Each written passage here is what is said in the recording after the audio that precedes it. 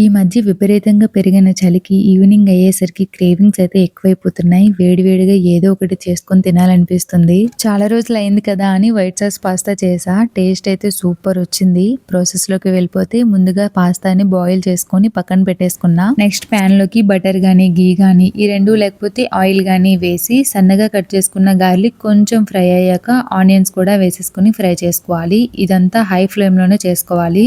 నా దగ్గర green peas and broccoli ఉంటే స్టీమ్ చేసుకుని వేసుకున్నా. ఇవి ఆల్రెడీ స్టీమ్ చేసేసా కాబట్టి హై ఫ్లేమ్ లో కొంచెం ఫ్రై చేసుకుంటే సరిపోతుంది. ఇందులో ఇంకా క్యాప్సికమ్, క్యారెట్ ఇవన్నీ వేసుకుంటే టేస్ట్ చాలా బాగుంటుంది. సాల్ట్ వేసి హై ఫ్లేమ్ లో ఫ్రై చేసుకుని పక్కకు తీసేసుకున్నా. నెక్స్ట్ అదే ప్యాన్ లో బటర్ వేసి 2 స్పూన్స్ మైదా వేసి కొంచెం ఫ్రై చేసుకోవాలి. కొంచెం హెల్దీ వేలో కావాలి అంటే మైదా పిండి ప్లేస్ లో గోధుమ పిండి గానీ రాగి పిండి గానీ వేసి కూడా చేసుకోవచ్చు.